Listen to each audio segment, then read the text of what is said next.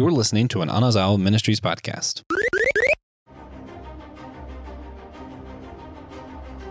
All right, what's up, y'all? Seasons beatings. We are back at it once again. Welcome back to Systematic Geekology. I am one of your hosts. I am Joe, and I am joined for today's festivities by TJ.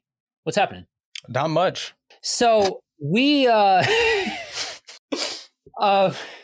So a couple of months ago, we started a series talking about the Mortal Kombat series. We talked about how that was a very formative IP in our love for beat 'em ups for fighters, that sort of thing. And well, a couple months later, and we're back at it again. Episode 2 in the series, and we talked about a bit about the entirety of kind of the impact of the 2D era of them. But, it almost seems like you leave so much on the table to try and talk about these games, because my original thought process in trying to break down, okay, so what's the next step in a series like this? Okay, so we talked about the 2D era of games. Let's talk about the 3D era of games next. But even taking it in large chunks like that, there's just so much that you leave on the table with breaking down the games. To me, it feels like these games deserve to go through a bit slower, I guess, of a pace, but appreciate kind of the building blocks. Because to zoom out for a minute and talking about video game IP, we live in a world where it's not hard to have this sprawling universe for games and all of that kind of stuff, downloadable content, the whole 9 yards. But back when these games are first being created, you got what was on the cartridge, and sometimes there were little sneak things in the stages and all of that kind of stuff. But you had what was on the media, and so you had to, if you're a game developer, you had to make it count.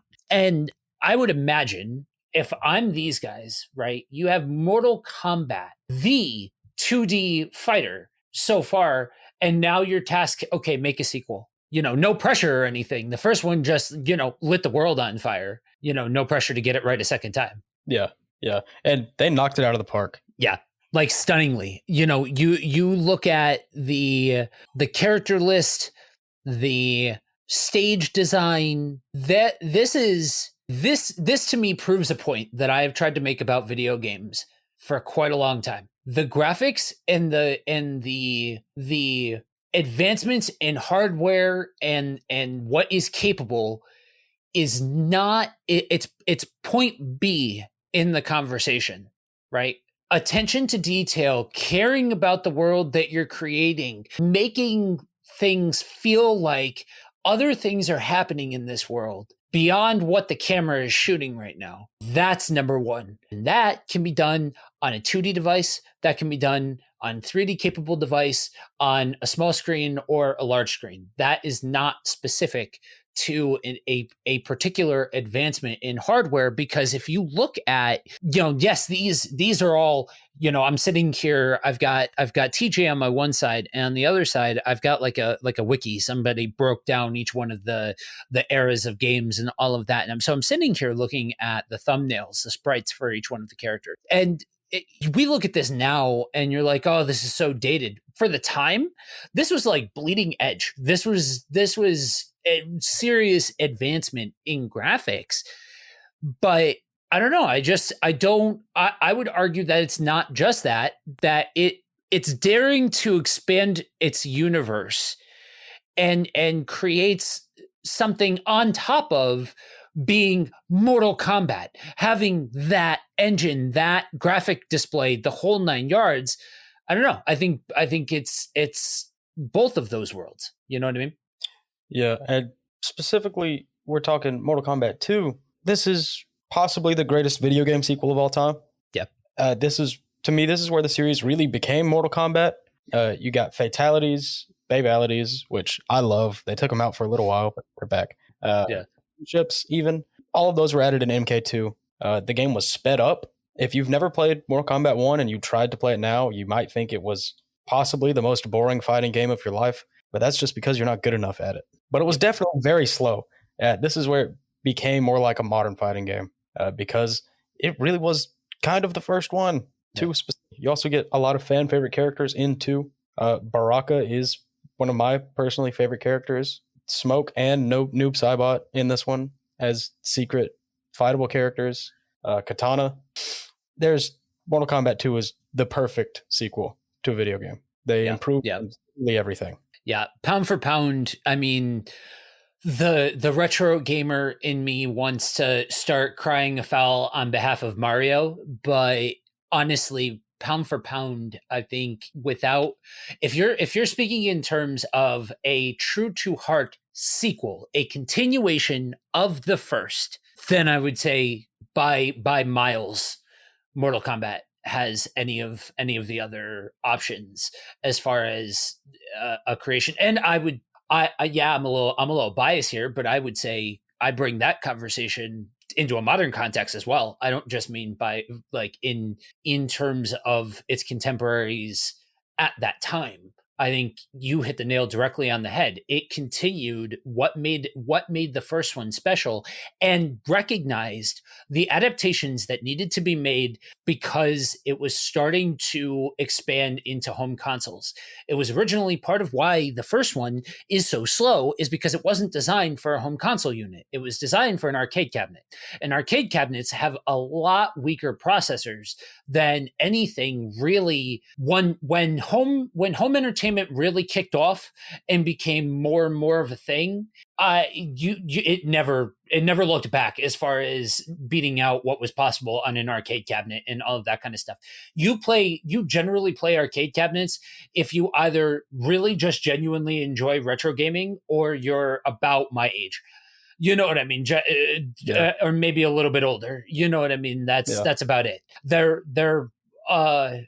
were the grandfathers of the systems, but they're the grandfathers. You know what I mean? They were the first attempts. And so this being ported very well and pivoted very well to meet the need of the changing of the market is exactly what I think helped it just immediately blow out its contemporaries within the fighting world. You know, anything that I love all fighters. I grew up on fighters. That was my jam, especially in the Genesis era and all of that. So all of the Street Fighters and I would take anything that I could get as far as that goes. So I played all of them and I enjoyed most of them, but Street Fighter is just incredibly redundant. Once they just take that and just copy paste with new and with maybe a little bit, change of graphics or something like that. Whereas this completely pushes the envelope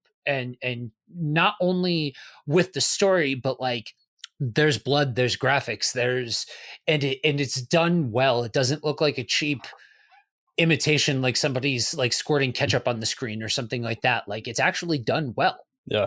And Mortal Kombat always was just the more mature fighting game. Street Fighter was just dudes and one freak beating each other up. Shout out to Blanca when he was terrifying in the early Street Fighter days. Blanca mains, if you're listening, I am sorry. You're paying for the sins of your forefathers. It just can't be good anymore. But Mortal Kombat really, at this point, I think was just doing it better. Yeah. And I'm blessed enough to have an arcade a few minutes away from my house that has a Mortal Kombat 2 cabinet, which is awesome. Sick because no one else over here knows how to play Mortal Kombat. So it's a pretty good time for me. Yeah. It's a skill set. Yeah. And especially playing on an arcade cabinet with the pad layout. So tell me, we are obviously of two different generations. What was your exposure to this game? And for those listening, because it really was a couple of months ago that we did the first installment of this series, for those that didn't catch the first one, where were you introduced to Mortal Kombat? Ultimate Mortal Kombat 3 on the Nintendo 3D or Nintendo DS, DSi, I think it was actually. Yeah, which is You were introduced to handheld Mortal Kombat first? Yeah. Wow. So we had an Xbox, but it wasn't on Xbox at the time, I don't think. Or at least I think 3 might have been, but we didn't have it. For whatever reason. My dad, I think, got it for me for one of my birthdays, just Ultimate Mortal Kombat 3 for the DS instead of, I don't know, the Xbox, where we could have played it together. But I guess he knew to be afraid because he wouldn't have been able to beat me anyway. But yeah, it was Ultimate Mortal Kombat 3, the one that was combined with Puzzle Combat, which is, was kind of fun. Mortal Kombat Tetris was all right. But past that, because I think I started playing that in like 2007 or 8. 2009 is when Mortal Kombat 9 came out. Yeah.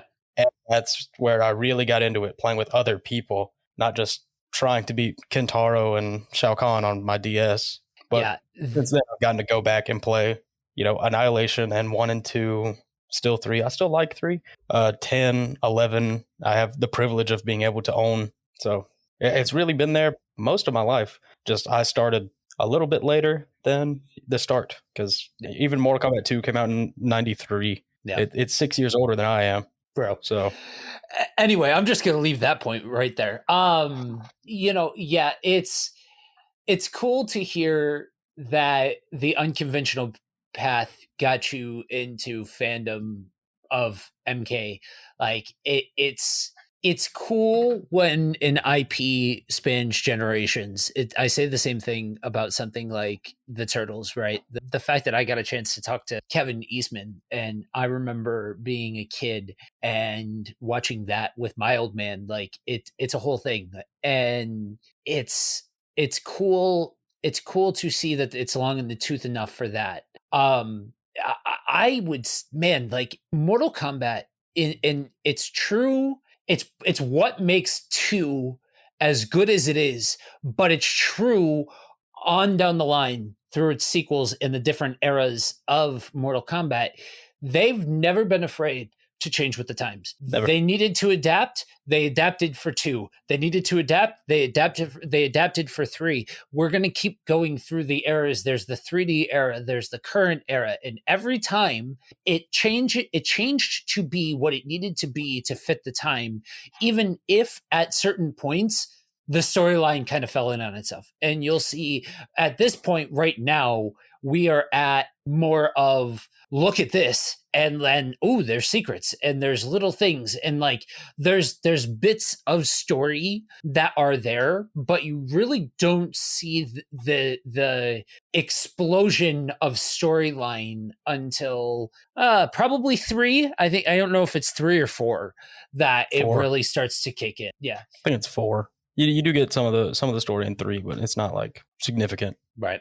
Unless you like to read and finish arcade challenges, which I did. I liked it a lot. So you get a little bit of it if you read and remember it. But, you had to work for it back then. Like you actually had to work for it. You had to beat the arcade ladder several times. Yep. But I will say we did also have Mortal Kombat Annihilation, the movie, on DVD. So I was a fan, when I was that young. It had like the cool early 2000s, late 90s DVD case that just had like the clasp. It was like a cheap cardboard cover. I loved those. Those were sick. So overall, a positive experience for me. And now I just have to never watch it again so I can keep saying it. Yeah, so full transparency.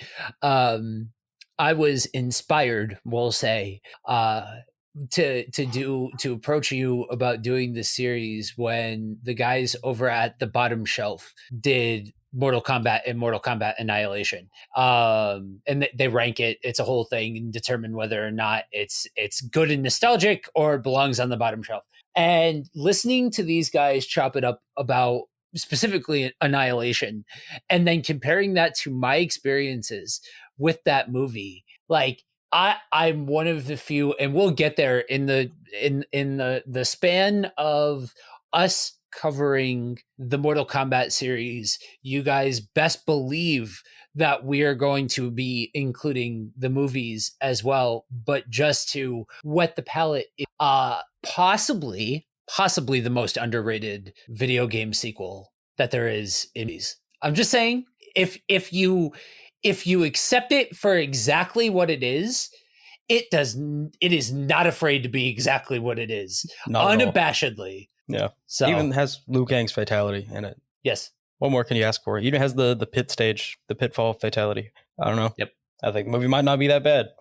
Definitely better than the Street Fighter movie, but Yeah. we'll get there when we get there. Yep. Yeah. So yeah, I for me, as far as this game goes in particular, the first time that I played this was on the Genesis. I had it for the Game Gear as well, but I don't remember which one I played first. But yeah, I was a huge fan of the first one, and so it was pretty immediate that the second one I was going to get the second one. I For me, kind of, this is one of those IPs that I grew up with. It came out when I was pretty young, and so as I got older, the games kept coming out, and that continues on pretty handily even through like the PS2 era and beyond from that point. But yeah, I mean, for kids of the time, when this is brand spanking new, this is, if you ask somebody, show me a video game that encapsulates 90s, I would give you exactly 3 examples. This game, Duke Nukem, and WCW versus NWO World Tour. Those 3 games pretty much give a good idea of what 90s kids would be into throughout the decade. This was everything that a 14-year-old boy wanted it to be. No, I wasn't 14 when this came out. That would put me at Will's age, and I'm still not the elder statesman of the show. Shout out to Pastor Will. So for me, this was an absolute layup. It's funny. We used to get in trouble because I'd stay over my friend's house, and we'd get up and get ready for school in the morning, and we'd always be late catching the bus because we'd be playing this in the morning after we finished getting ready and all that. Yeah, I think that this one is really what cemented, I enjoyed the beat 'em up nature of this was really what cemented me as a fighting game fan. It's way more balanced than the first one. Yes. The first one, you had Reptile had horrible infinite combos. Everyone, if you for some reason enter a Mortal Kombat 1 tournament, everybody will be playing Reptile. Yep. That's not going to be the case here. There are still very overtuned characters, but it's going to be a lot more. I got to play Mortal Kombat 2 for the first time. I was probably 15, maybe 16, maybe older. I'm not exactly sure, but I don't know if you've ever seen it, but for some reason, Dollar General started selling a Genesis, like the little game on board version of a Genesis, and my dad bought that one day. And it does not have Mortal Kombat on it if you do find one. He just got the Mortal Kombat 2 cartridge separately from his friend Snake. Shout out Snake. Great dude. But that's when I got to play it for the first time on the Genesis, which was pretty cool. And then, then I really, really got into it on the arcade cabinet, which I think, me personally, I think is the better way to play this one. But, playing it at home, it's a whole different experience. Not having to pay for it every time. Yeah, I would say that I hear the argument that this is probably the last one that's really, if you're gonna do it on the arcade cabinet, the movements are still big enough that it makes sense on an arcade cabinet. I would say that this is probably the last one that does that, and then everyone, the rest of them afterwards are all console games. That didn't stop them all from being in arcades. These games were in arcades through the entirety of the 2D era, I think. I think by the end of the 2D era, arcades were on the way out and all of that. It was before bars realized that the millennials that grew up with arcades are now of drinking age, and so give them nostalgia feels and drink. Yeah.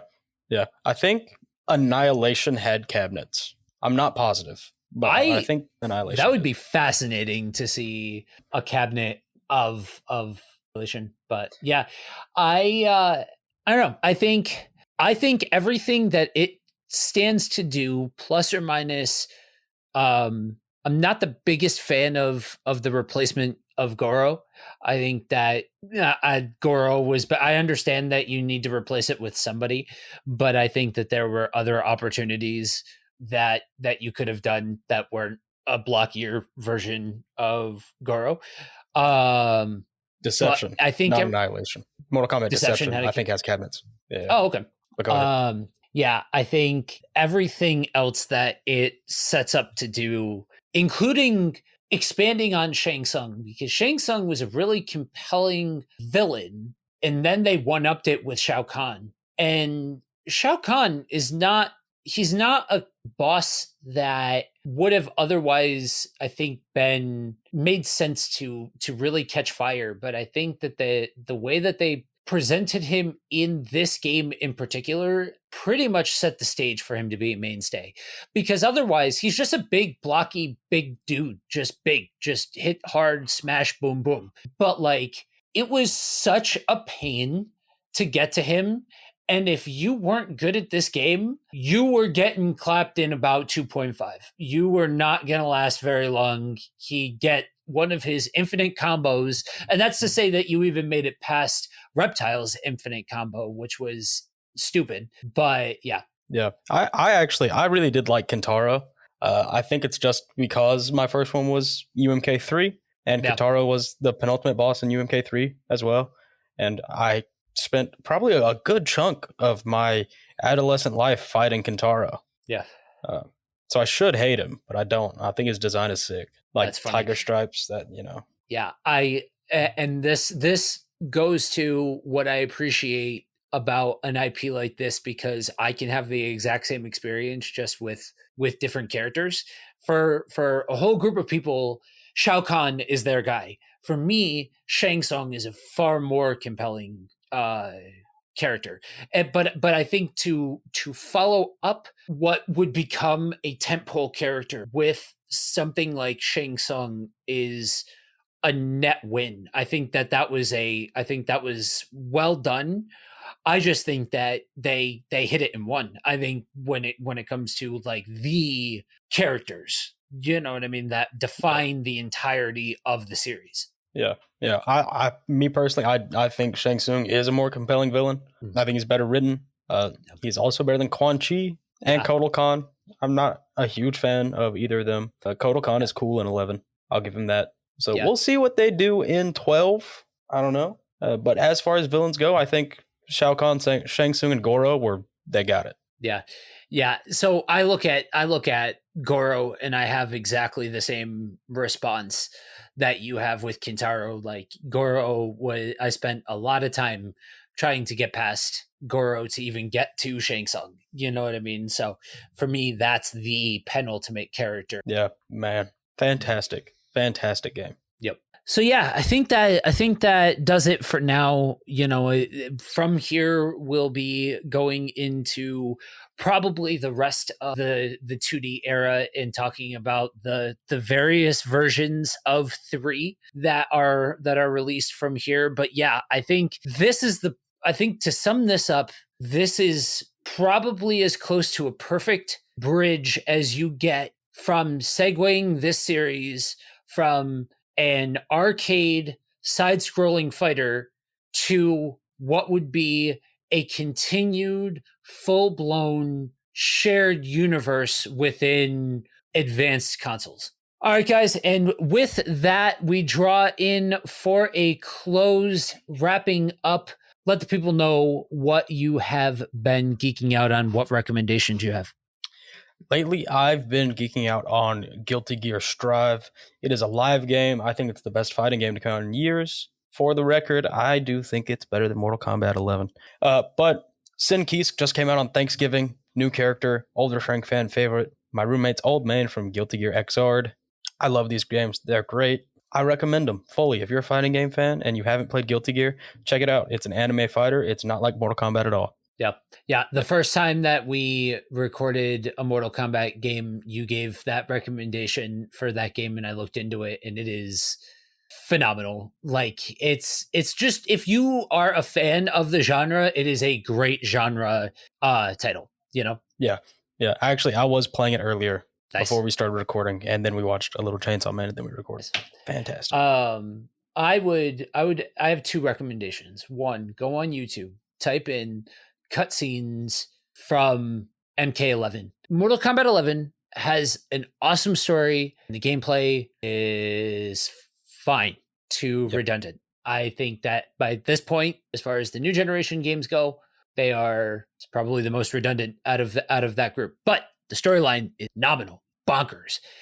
So people have put together in cutscenes all of or in movie form all of the cutscenes from the game, and it is a great cinematic experience. Like that is probably the strongest part of the game. So absolutely look that up. As far as fighting games go, I have been geeking out on Dragon Ball Xenoverse. It is awesome. I hated it at first. I absolutely could not stand it at first. And then I figured out the gimmick. And now I'm like, oh, okay, I understand the rails. And once you understand the rails, it doesn't ever deviate from the rails. You just continue on through the Dragon Ball story and all of that. And for me, being a fan of like the Budokai series and all of that kind of stuff, it is very reminiscent of that style of game. So if that's your bag, then you can find it on Xbox, I think on PlayStation as well. Yeah. Oh yeah. I've only ever won 2 fighting game tournaments. I've only ever entered 2. But one of them was Dragon Ball Xenoverse. So it is great. I loved it. All right, guys. And for now, we bid you adieu. If you've listened to this whole thing and you find yourself wanting more, go ahead and head on over to systematicecology.org. You can go ahead and listen to our first installment of the Mortal Kombat series, as well as a whole bunch of other stuff. If you find yourself wanting even more than that, you can head on over to patreon.com/systematicecology. Toss a couple of bucks in the kitty, get all kinds of bonus materials over there as well. We just kicked off the Versus series, which is our, at the time of recording this, our newest Patreon series to say thank you for all of you guys that help support what we do here. And last, but certainly not least, do not want you to forget one very important truth. We are all a chosen people, a geekdom of priests.